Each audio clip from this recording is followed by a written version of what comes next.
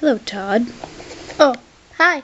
I was just looking up where the Prim's friends. Associates, kind of. Yes, which we should ask about if they know anything about the murder or anyone who could have done it that Prim has bad history with. So you have a list of possible suspects or people who may have any info? Yeah. Alright. Just send that to me and Sherlock. And so apparently Prim's one of her best friends was the signature white rabbit, Ivory. She lives down on 21st Street.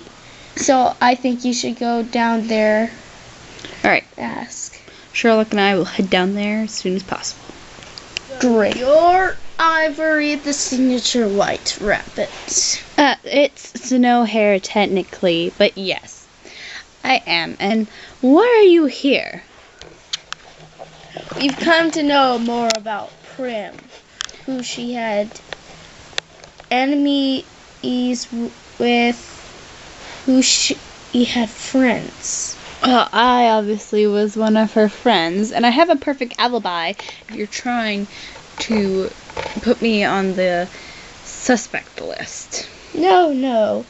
We just want to know all of her enemies and who could possibly have killed her. Before you go, I think I might know another witness. And who is that, Ivory? Well, there was this red panda dude, a signature. He told me that he saw something that night. Rusty. It's kind of hard to tell, because her line of work, most people who work in politics are bound to make enemies. Her husband, on the other hand, I'm pretty sure he had quite a few. He's quite mysterious. I don't know him very well. He's been gone on business for the past week or so. Well, that doesn't make him a possible suspect. Even though they were enemies, he was out of town when the murder happened. Yeah. So, do you know anyone else that could have possibly done this? I can't really think of anyone off the top of my head. I mean, I know there's people who didn't like her, but not enough to kill her. I see. Okay, well, thanks for telling us all you knew. If you don't mind me asking, who's Rusty? Rusty, he's this signature red panda. He's this hobo dude, and he always reports in fake crime cases. He's a lunatic, and no one trusts him. I wouldn't go with this follow-up, but let's see where this leads. Yeah, I mean, maybe he actually saw something for once. Mm-hmm. Oh, I think I found him. He's up there. Howdy, folks! What you be doing here? Well, this is gonna be interesting. What are you doing here? We got a tip from someone that you might know something about the murder of Prim. Which murder? I've seen lots of murders. I just said the murder of Prim, the signature cat on 5th Street. Oh, Prim, that fancy stuck-up lady. Yeah, her. I was walking in. I was gonna break into her house that day and steal some money and stuff. But then I saw this guy, and he shot her, and something happened, and everything went crazy, and I ran out of the house. Well, can you give a description of the man you saw? All I saw was his arm. It was fluffy and white and brown. Fluffy and white and brown.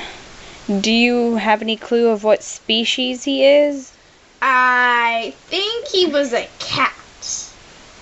Because he had retractable claws. You know. Yeah. What do you think of this, Sherlock? That narrows it down to 3 or 4. Yes, we know it's a cat, and possibly a cat with brown paws. Well, I hope you're right about this, or else we're going to send you to jail for attempted robbery. Okay. The press has been begging for information. I don't want to give out too much because it might ruin the investigation. So, did you guys find anything out about the murder? I think we got some good things. Sherlock is saying we got nothing since we had to talk to Rusty, but I think Rusty might be right this time. I'm still very doubtful.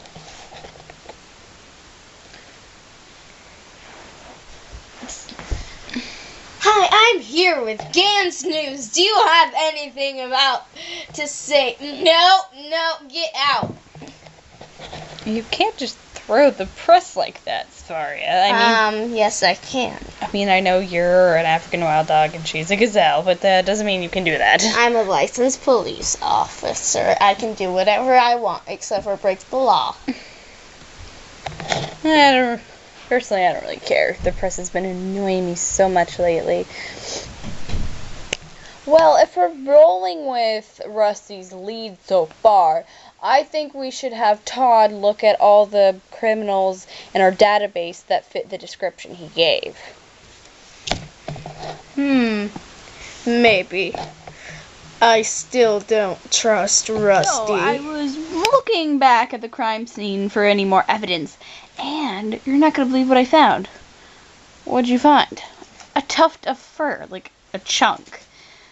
I don't think tuft is even the right word to describe it. We obviously know the perpetrator has mostly white fur. There's a possibility, again, that maybe they have other colored fur, but we know most of their fur is white. As you can see here. Do you think Rusty was right, Sherlock? Well, let's see where this goes before we believe that lunatic. You guys talked to Rusty? Yeah. He told us he saw a cat that was white with brown paws. So, well, the fur is white, so that looks, so far it's adding up. Oh, hello, Ebony and Todd. Well, did you find anything from Ivory? Any luck?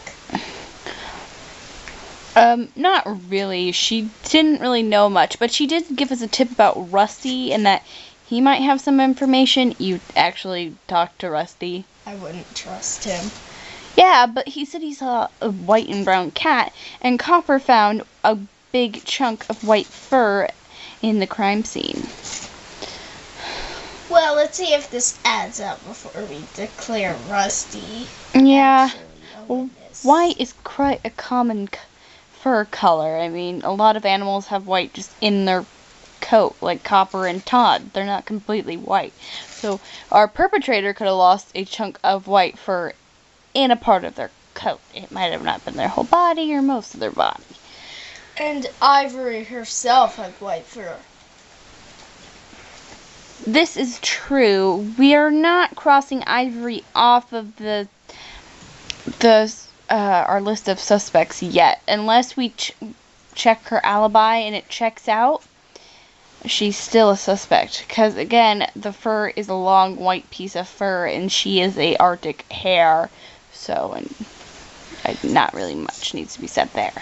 Now, if you excuse me, I'm going to go do some research on the crime scene and add this new data. Well, I've typed up a list of criminals. Suspects that it could possibly be. Most of them are cats. 3 of them are following Rusty's description. But we had some other criminals who could check out as the murderer too, and Rusty could just be insane. Okay, well, what are some of the people that fit Rusty's description? Well, the people who fit Rusty's description are Andy, the signature Siamese cat, Coco, the Wetkin's Himalayan cat, and Sushi, the Siamese cat. And also another one we have is Vincent, the signature marble cat. Isn't Vincent Prim's husband? He's away on business. Oh, better cross him off the list then. Oh, there's one last one on here. It says Grumpy Cat. Grumpy cat? Oh, Grumpy Cat. I mean, Grumpy is in his name, but I don't think he's not a murderer. So are all the 3 people that you name that fits Rusty's description criminals, or are they just people fitting his description in the area? People fitting his description in the area, or whatever. Do any of them have criminal charges? No, none of them. Which, that's why I'm leaning more towards Rusty is just insane. The possibility it could be a cat is high, though. So, I'd suggest starting with these 2 gang members. They might prove useful as